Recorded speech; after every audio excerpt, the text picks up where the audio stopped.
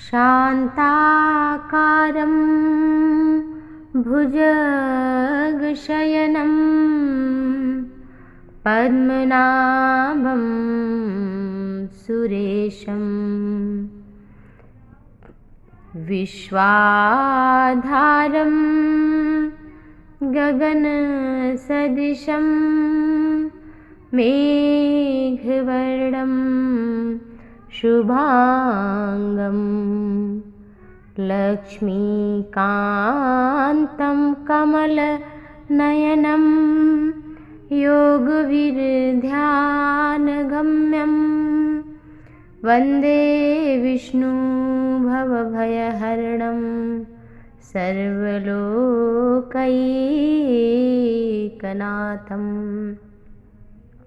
आइए श्रवण करते हैं पाप मोचनी एकादशी व्रत कथा।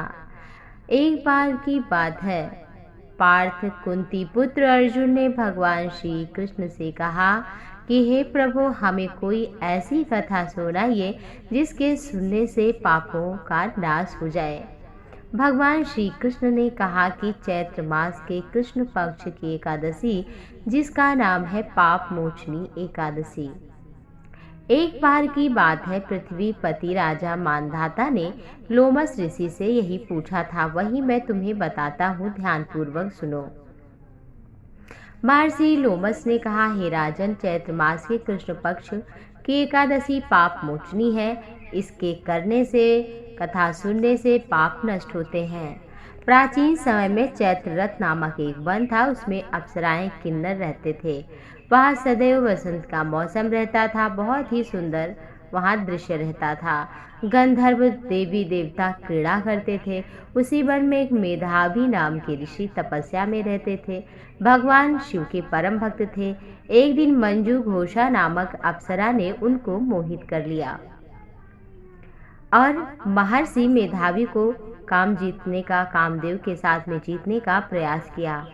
उनकी महर्षि मेधावी की युवावस्था बहुत सुंदर थी और उन्होंने भी मंजू घोषा को धीरे धीरे जब देखा और जब वीणा पर वो गायन कर रही थी तो वो मुग्ध हो गए, उसके ऊपर प्रसन्न हो गए। तो कामदेव से पीड़ित जानकर उनसे वो आलिंगन करने लगी। मंजू घोषा अप्सरा महर्षि मेधावी उनके सौंदर्य पे मोहित से हो गए थे। उनके साथ रमण करने लगे। काम के वशीभूत होकर मुनि को उस समय दिन रात का ज्ञान ही न रहा और वो बहुत समय तक ही रमण करते रहे।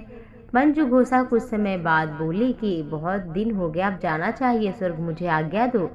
ऋषि बोले कि अभी तो आई हो, अभी चली जाओगी।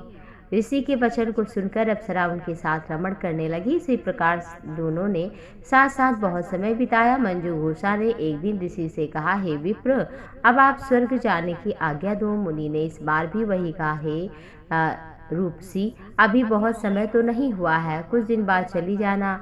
मुनि की बात सुनकर अप्सरा ने कहा, रात बहुत लंबी है, आप सोचिए, मुझे आपके पास आए बड़ा समय हो गया है, कितने समय तक रहूं। अप्सरा की बात सुनकर मुनि को फिर बोध हुआ और गंभीरता पूर्वक विचार करने लगे। उन्हें समय का ज्ञान हुआ। उन्हें रमण करते हुए 57 वर्ष बीत गए तो उस अप्सरा को काल का रूप समझने लगे। इतना समय भोग विलास में व्यर्थ हो गया तो उनको क्रोध आया। भयंकर क्रोध में जलते हुए उस तप नाश करने वाली अप्सरा की तरह भृगुटी तान कर देखने लगे। उनकी इंद्रियां बेकाबू हो गईं। क्रोध से थरथराते स्वर में मुनि ने अप्सरा से कहा, मेरे तप को नष्ट करने वाली दुष्टा, तू महापापिन और बहुत दुराचारणी है, तुझे धिक्कार है, तू जा पिशाचिनी बन जा। मुनि के क्रोधयुक्त शाप से वह अप्सरा पिशाचिनी बन गई।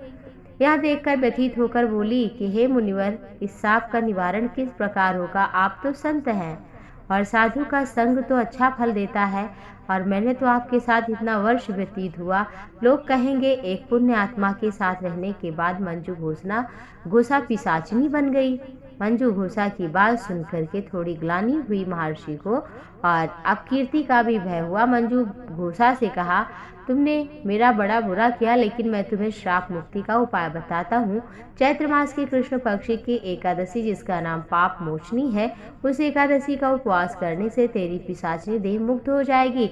ऐसा सुनकर उसे सब विधान समझाया। प्रातः काल उठ करके स्नान आदि के बाद षोडशोपचार से भगवान श्री हरि की पूजा करो, धूप दीप नैवेद्य से, और तुलसी दल अर्पित करो, भगवान के नाम का कीर्तन करो, रात्रि में जागरण करो और प्रायश्चित करो। च्यवन मुनि ने इस तरह से जब कहा तो अपने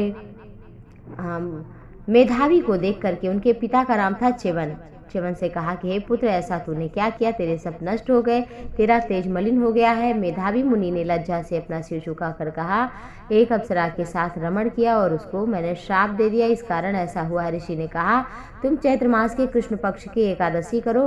और फिर उन्होंने भी वही व्रत किया, और जिससे दोनों के ही पाप नष्ट हुए, और दोनों, वो तो अपने लोक स्वर्ग को गई, और जो ऋषि थे मेधावी, वो भगवान के लोक को गए।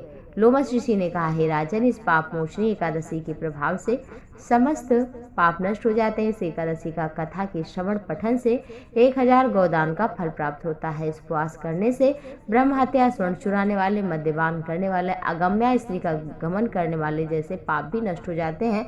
भगवान की कृपा भी प्राप्त होती है, इसलिए इस व्रत को अवश्य ही करें। जय श्री हरि।